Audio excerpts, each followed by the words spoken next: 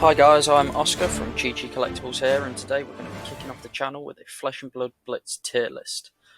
If you're new to tier lists, this is where we rank all of the current heroes in the Flesh and Blood trading card game, from just for fun, the decks you want to be playing just for fun. Those with an outside chance, you might be winning a few games at your local armories and things like that.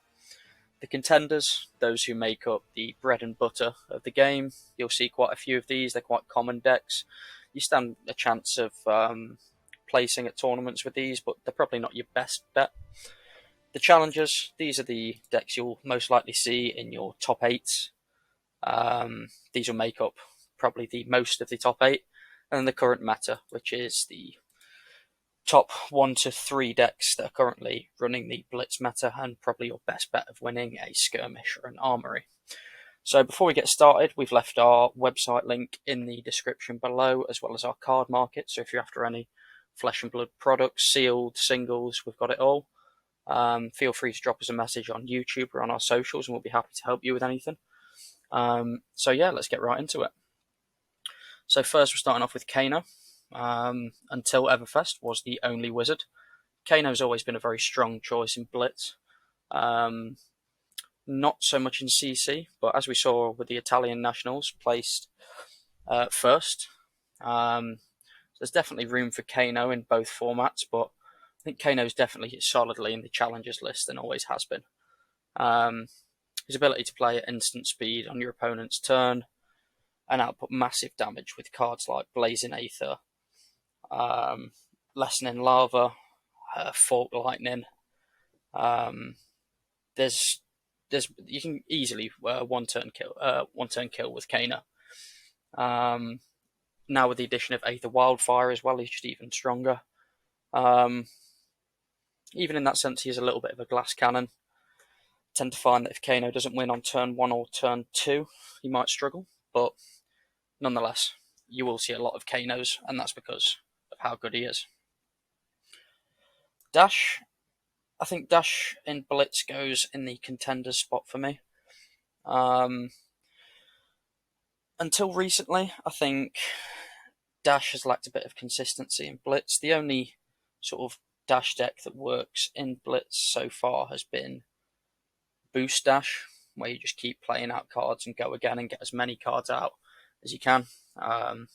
Sort of a very aggro approach to Dash. Got a few new toys in Everfest in terms of Teklo Pounder and cards like that, which make it hit even a little bit harder. I've played in some recent armories where Dash has been very hard to play against just because of how much they can throw at you in one turn. Not quite a challenger for me, but maybe as time goes on it might get bumped up. But I'd definitely put it somewhere towards the top of contenders. Azalea goes in the outside chance column or row. Again, a bit like Dash, Azalea's never, well, not really like Dash, but Azalea's never had too much success so far. But similarly to Dash, got some new toys in Everfest, namely in Read the Glide Path, Release the Tension, which helped Azalea to hit a little bit harder. And especially with the opt on Read the Glide Path, it's a lot easier to arrange the top of your deck to get the arrow in that you want. I have played against some decent Azalea decks. I've not seen any have too much success at armories and such, but they can definitely get a win in here and there. Moving on, we've got Viscera. Viscera, until recently, I'd have probably put in a contender spot, but following last weekend's events with the pro quests and such, I saw a lot of Viscera coming out into top 8s and just generally winning a lot of games. And I saw there's been a lot of chatter around Viscera. There's a lot of different ways you can play Viscera, which I think makes it very hard for your opponent to gauge what you're doing. You obviously have the one turn kill.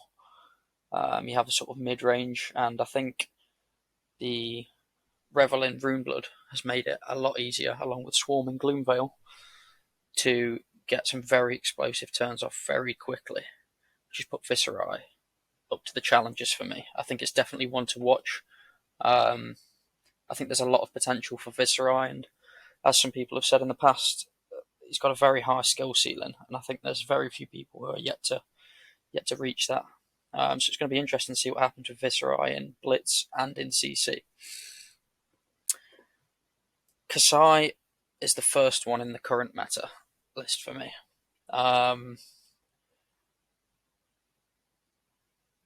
Kaisa has a massive wealth of armor, aka the fridge, which can just keep blocking and blocking. I mean, most people will run Skullcap, they'll run Valiant Dynamo, Courage of Bladehold.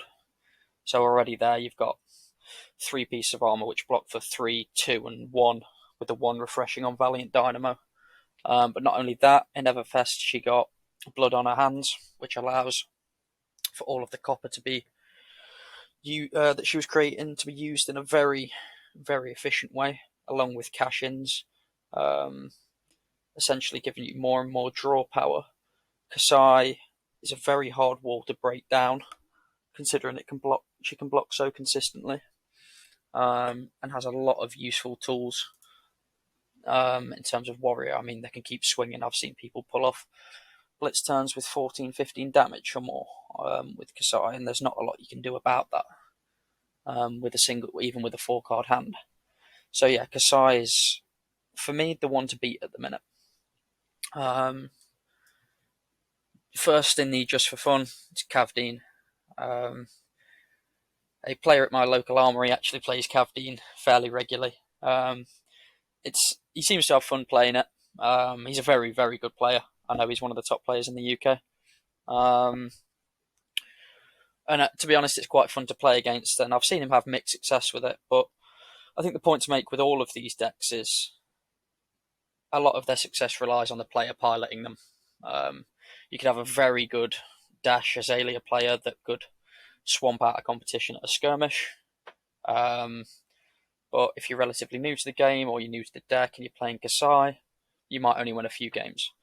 So, as is with a lot of trading card games and Flesh and Blood in particular, it depends on the person running them as much as it does the actual deck. But for me, Kavdeens are just for fun, especially with the fact that he only has access to the 1 weapon, the Prince of Talishar, which breaks after 3 uses anyway. It's until we see more generic weapons, I think the merchants are going to struggle. Next up, KO. KO's a tough one for me. From what I've seen, KO has a lot of potential, but he still relies on dice rolls to output damage. I mean, you're either doubling or halving your damage. There's a lot more tools, like ready to roll. Obviously, you've got your gambler's gloves to re-roll your dice. But I feel like he is somewhat conditional. It's very hard for me.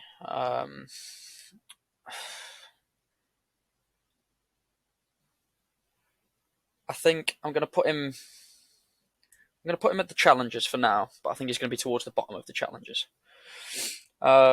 Moving on is someone similar somewhat to KO. Benji goes into the challenges for me for now. Until the release of Everfest and Spring Tidings release, Benji was probably down in outside chance. Benji now has access to Spring Tidings, as well as a few other useful cards like Ride the Tailwind, which fall in and activate his hero power of cards with 2 or less attack not being able to block. Allow for some massive, massive turns. If your opponent doesn't use their armor to block correctly, then you can easily play a 12-card turn if you get your Spring Tidings off correctly. There's definitely the potential for 1-turn kills with Benji. I've pulled a few off myself. Turn 1, it can be the most explosive deck, but if your opponent's running a armor with a lot of deck like your Kaisa, they're not going to have any trouble blocking out both your Spring Tidings when they come. One of the other options you can play is Salt the Wound. I've seen people play out 2 or 3 low attack cards and then play Salt the Wound for 1 resource, hitting for 8 at the end of a turn, and that's very punishing. So yeah, Benji's definitely got his place in the meta now. Shiana also sits in just for fun for me. Similar reasons to Kavdeen, doesn't have access to a useful weapon. And in Blitz, where weapons, well, in Flesh and Blood, where weapons are almost the centerpiece of most decks, you really need a weapon that you can use more than 3 times. I think maybe, like Kavdeen, there may be a space for her once there's a generic weapon, or a more useful generic weapon, should I say. But for now, Shiana sits in there just for fun, which is a shame for a legendary hero, the only legendary hero, but also it's a nice collector's piece, if nothing else. Next, we've got Data Doll. Data Doll would have been just for fun down here. The 3 intellect really hurts Data Doll, and I think that's mostly because currently, if Data Doll had 4 intellect, I'd probably be in contenders for me. It's obviously got its new specialization. It's one of those that people like to play it. You can try and make it work, but I think the 3 intellect hurts the hero too much for it to ever have a chance of being a contender. Really, personally, you're always going to have 25% less cards than your opponent. It's just always going to be a struggle to fight back from that every turn. You're always going to be able to block less, attack less, and so on and so forth. So yeah, unfortunately, Data Doll sits in the outside chance. Ira is an interesting hero. Always sort of been an S tier hero. Now, I mean, at Pro Quests and skirmishes this last weekend, I didn't see any Ira. At the UK Battle Hardened, I don't think there was a single Ira competing, which sort of 6 months ago would have probably been unheard of. Ira was one of the first Blitz decks I played myself. One of the first Blitz decks I had success with. For me, it's still a challenger. I think it's been somewhat overshadowed by Benji, but I think Ira still has a place in the meta. Being able to swing for 10 with a 2-card hand, pitching a blue for your Kodachi and Needle, or Kodachi, and push the point, or a Torrent of Tempo, or if you've got a Tunic counter on, you can even pull out a Command and Conquer on that last slink. It's too consistent to be a contender, I think. For me, it's a challenger. This one, Dorinthia, may... Personally, I think Dorinthia hits the current meta tier as well. For similar reasons to Kaisa, has access to Valiant Dynamo, which over the course of a game you're blocking an extra 5, maybe damage, more depending on what deck you're playing and how long your Blitz game goes on for. Specifically here, I am talking about Hatchets and Sabres Dorinthia. I think Dawnblade Dorinthia is potentially in Challengers. But in Everfest, we got Blade Runner. Blade Runner was a massive card for dual-wield warriors, and I think we're going to be seeing a lot more of them. Specifically for the fact that you can run, in Blitz 6 Blade Runners, give your current weapon go again, and then swing again, activating your Valiant Dynamo, and giving it +1, 2, or 3, depending on the variation you use. I think there's a lot of consistency. I mean, that only requires 3 pitch to swing for 2, and then another potentially 5, 6, with the wealth of armor that warriors have as well, and the mind games that their attack reactions play as such. I mean, traditional Dorinthia has a lot of guessing games, whether you should overblock, whether they're going to attack react or not. I think it's going to be a very tough deck to beat, and I think similarly to Ira and Benji, Dorinthia's been a bit overshadowed by Kasai. So definitely one to watch out for. Contenders, I think Rhino hits contenders.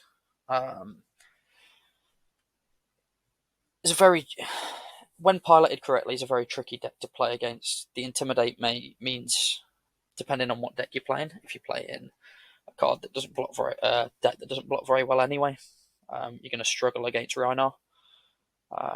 With being able to block with even less of your cards through the Intimidate. Having access to a lot of high hitting cards, as brutes naturally do, is always a threat in Blitz. Being able to swing for 6, 7, 8, 9, even 10 relatively easily in a turn is always going to be a threat in a format where your health is as little as 17 sometimes in case of Benji and 15 in case of Kaino. So I think there's always room for Rhino, always going to win a few games. And I've seen some very good Rhino players do a lot of damage at local events. Bravo also sits in contenders for me currently. Similarly to Rhino, being able to pull off dominated big attacks is always going to be big value. I mean, in a turn, they can take away half your life total, maybe even more, especially with dominated, and Bravo having access to crush effects as well just punishes you even more. The only problem being with these two is they're very high cost decks. A lot of Bravo's attacks will cost 4 or more. They can require some setting up. So yeah, I think for the time being, it's definitely a contender, but I wouldn't put it in a challenger. Katsu would also sit in the contender spot for me. Maybe the top of outside chance. It's a tough one. Doesn't perform as well as the fellow ninjas for me in Blitz. The games are a lot quicker. You don't have as much time to get your combo lines set up and such. I think the Katsu decks that are doing quite well in CC at the minute are very much control. And control can be hard to pull off in Blitz, where you've got decks like Kaino, where they can just play on your turn. You've got unblockables like Benji. I think there's a lot more variables in Blitz to consider, and with the games being shorter, they're a lot faster paced. And I think the control side of things doesn't transfer well into Blitz for Katsu, and the aggro is done better by Benji and Ira. But I think there's always a chance having access to all the ninja cards. There's always a threat, but just not as much as these two guys here. On the topic of control, we've got Oldham. I think Oldham's a contender, probably somewhere up here. Contradicting what I've just said slightly, Oldham's control in Blitz can be brutal. I mean, I've seen people solely use fatigue tactics in Blitz,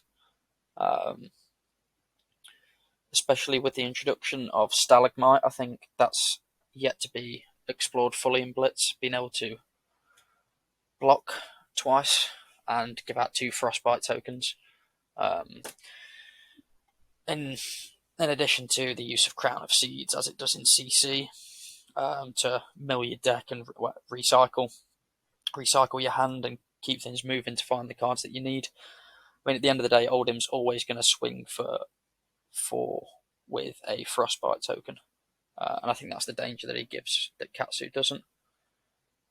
He's always at the end. You've got the threat of a 4 block, which is hard.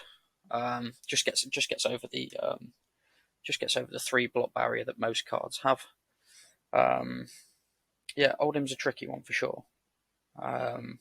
Not personally, not the most fun deck to play against, but definitely requires a lot of skill, and there's some very good Oldham players out there. Moving on to Lexi. Lexi sits in the outside chance spot for me. Similarly to Katsu with control, the deck that currently does well for Lexi in CC and in Flesh and Blood in general is Ice Lexi, and that tends to require quite a bit of setting up, or at least having played Lexi in CC myself, you tend to use your life as a resource as such to get the game in a state where you're happy to control the tempo and dish out damage. However, in Blitz, you don't necessarily have the time or life total to do so. So if you aren't able to gain tempo on turn 1, I think you're going to very much struggle to either gain it or gain any sort of advantage over your opponent. You don't have the luxury of being able to take a 10, 12 damage turn just to be able to set up maybe a Channel Lake Frigid and an Arrow next turn, like you do in CC. You might win some games like with Azalea, there's still some good Ranger cards, but for me, Lexi is a tough deck to win with in Blitz. Briar. Briar's a tricky one. I think Briar probably sits somewhere in contenders. Whereabouts? Maybe there. I mean, pre-ban Briar would have been somewhere up here, maybe. I think Earth Briar still has a lot of room. I've seen some people play Earth Briar very, very well. Has access to similar cards as Oldham, of course. Cheerio Briar was probably more suited to the Blitz meta, where you could just keep coming at your opponent, especially with the Arcane on top from Ball Lightning and such.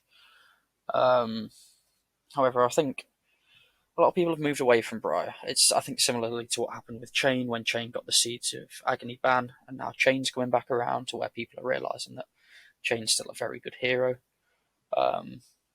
Briar's embodiments are still very good, provide a lot of they have a wealth of uses. Being able to block for an extra 1, giving cards go again, it's always going to be useful for whatever style of play you've got. And I think once it comes back round to people considering Briar again, I think there's definitely room for it in the challenger spot. But for now, it's in contenders for me. So the next couple of heroes here are tricky ones for me to place because I've seen very few people play them. Now, whether that's down to the deck's not being very good or being hard to master, I'm not sure yet. But we'll start with Valda. I think Valda has an outside chance. Having access to all the Guardian cards, it's similar to Bravo. The only problem is its hero power is, I feel, slightly redundant in the current meta, where not too many cards are drawn. I think in Ultimate Pit Fight, Valda will have a place for sure, where there's a lot more cards drawn per turn, a lot more Seismic Surge tokens to create. That being said, I know she works very well with Earthlore Bounty and such, and yeah, as time goes on, it may move up. I mean, it may move down, but for now, I think it sits in the outside chance spot. Icelander, for me, sits somewhere here in the outside chance column.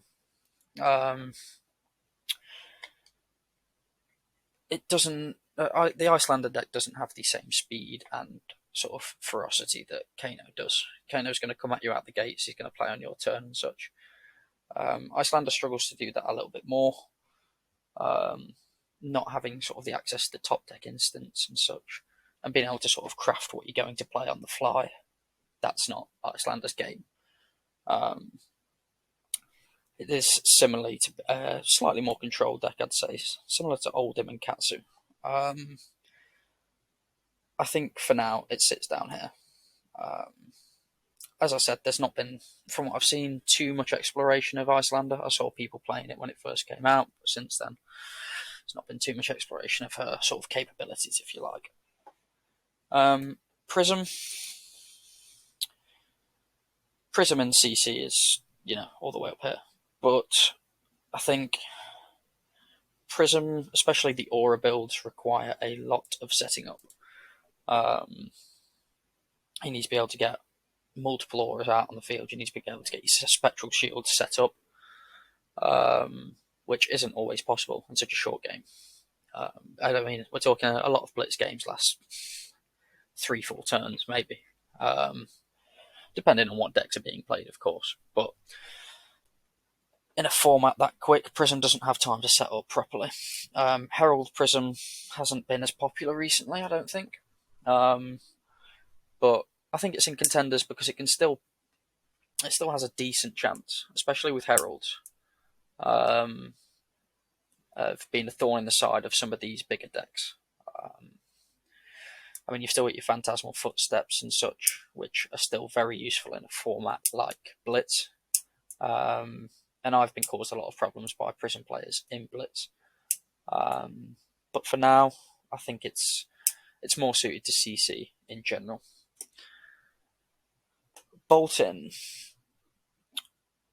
I have never... no, that's a lie. I've only ever seen 1 or 2 people play Bolton in Blitz. It's very hard to place for me. So I think I'm going to give him a sort of... He's in contenders purely for having some of the similar warrior attributes, such as the armor and such. I think, like Prism, he needs setup. You need to be able to get your Luminar Ascensions out and go for those big turns. I think he's probably more of an OTK build in Blitz, which is somewhat conditional, and I don't think it's as sort of reliable as some of the other decks above him.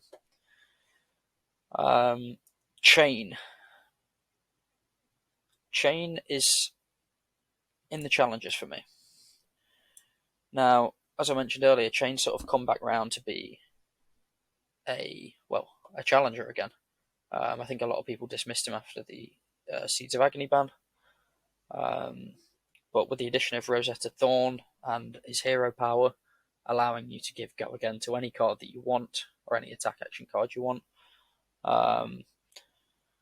whilst also being able to banish cards and play from your banish zone, you've essentially got a big hand. You're only at risk of killing yourself through Blood Debt or from decking out, but in a format like Blitz, those aren't concerns really. You can get your engine up very quick with Chain, and when you're able to swing for 2, 2, and 1 very easily in terms of 2 physical damage, 2 arcane, and 1 rune chant with Chain, it's very hard to combat that at the speed that Chain can get it off with. Similarly to Viscera, you can put a lot of damage out very early, and that's a lot for a lot of people to deal with, especially some of the decks that might not want to run as much null rune, like the Warriors. They don't want to run as much null rune. You don't really want to lose your Valiant Dynamo. You might sacrifice your Brave Forge Bracers, but then you're only blocking 1 arcane. You've still got a pitch for it. It's a very tricky deck to get around. Chain is, and it's going to come at you very, very fast in Blitz. And I think it's been somewhat overlooked personally. Levia. I think Levia sits an outside chance for me. I've seen a few good Levia builds. I've seen some people have mixed success. A lot of people want Levia to work, and I get that. It's a very cool hero. And I've seen some very good Levia players. And I think it is in the right hands, it's very dangerous, but I think it's very reliant on cards like Art of War as such, and maybe even Hope Merchant's Hood, if you wanted to run that in Blitz to get you out of tight spots where you're not going to kill yourself with Blood Debt. And I think until there's more consistent ways to put things into your banish zone and sort of filter your banish zone, I think Levia has an outside chance. I don't think it's consistent enough for me. Consistent enough that you're not going to kill yourself with your own Blood Debt.